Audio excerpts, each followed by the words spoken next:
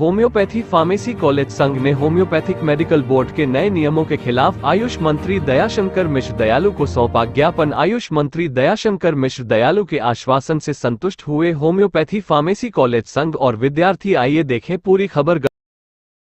College संघ आज यहाँ मंत्री दयालु मिश्रा जी के आवास पर आप लोग आए हुए हैं। आपकी मांगों को लेकर के दयालु जी ने क्या जवाब दिया? हमारी जो समस्या थी उनको पूर्व से, जैसे हम लोग इस पर पहले एक बार धरना प्रदर्शन बोर्ड कार्यालय पर किए थे, उससे सारी बातों से वो अवगत हो चुके थे और मंत्री जी ने उसका समाधान खोज के रखा था। और जैसे हम लोग अपनी बात, अपना पत्रक उनको सौंपे तो उन्होंने बड़े ही शालीनता और बड़े ही हम लोगों के जो विचार थे उसके हिसाब से उन्होंने अपना विचार दिया और कहा कि आप लोगों की समस्याओं का समाधान हम यथाशीघ्र करके बैठे हैं, आप लोग निश्चिंत होकर जाइए। और बोर्ड में जैसे पूर्व व्यवस्था रही है उस तरह से पिछली व्यवस्था पिछले ढंग से संपन्न कराई जाएगी। आप लोग जो भी समस्याएं हैं हमको लिखित दीजिए, हम सबका समाधान करने के लिए ही बैठे हैं और कोई समस्या अब नहीं आएगी और हम उसके लिए हमेशा तत्पर हैं। और आज आयुष को सुधार करने के लिए हम लगातार तैयार हैं। कुछ लोग ऐसे हैं, ऐसे तत्व बोर्ड में और विभाग में जिनको की समस्या है, तो उसका भी समाधान हम कर देंगे, आप लोग निश्चिंत होकर जाइए। और हम लोगों को बड़ी प्रसन्नता हुई मंत्री से मिलके, वैसे भी प्रसन्नता हुई क्योंकि हम भाजपा से हैं, पार्टी से हैं और पार्टी कार्यकर्ताओं की सुनी नहीं जा रही थी।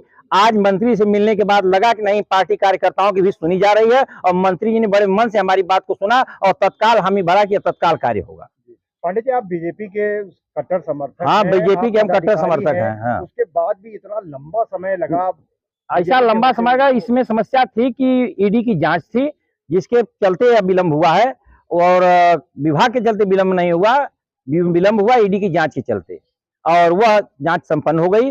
मंत्री जी उस पर तैयारी से काम कर रहे हैं और आज हम जब आए तो अपनी बातों को बताया उन्होंने तत्काल उसको आश्वासन दिया कि एकदम आप निश्चिंत होकर जाइए और यथाशीघ्र बच्चों की परीक्षा कराई जाएगी और जो भी समस्याएं उसका समाधान यथाशीघ्र कर दिया जाएगा।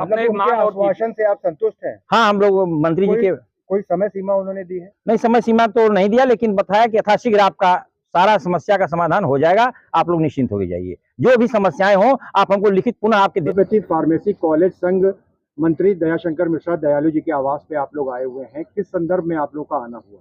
धन्यवाद आपका। ऐसा है, हम पिछले हफ्ते आए थे जब माननीय मंत्री जी से मुलाकात नहीं हो पाई थी। मैं डॉक्टर नील डबास, होम्योपैथिक फार्मेसी संघ का प्रदेश अध्यक्ष हूँ और मेरे साथ सब कॉलेज के प्रबंधक और प्राचार्य हैं। तो हम लोग मंत्री जी से अपनी समस्या रखी और मैंने प्रदेश में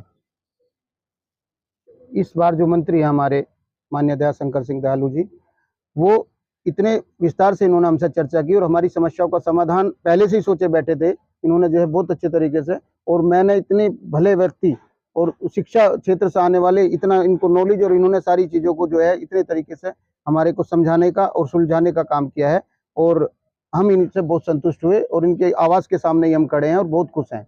सब लोग खुश हैं और विक्ट्री का निशान हम आपको इसलिए दिखा रहे हैं कि हमें जीत हुई है और हम सौभाग्य है ये प्रदेश का कि होम्योपैथी को बढ़ावा मिलेगा, बल्कि आयुष को बढ़ावा मिलेगा। आयुष मंत्री हैं तो होम्योपैथी, आयुर्वेदिक, यूनानी सबको बहुत बढ़ावा मिलेगा और प्रदेश का जो है, मतलब ये जो डिजिटल इंडिया वाली बात है, तो वास्तव में जो है माननीय मंत्री जी उस पर काम कर रहे हैं।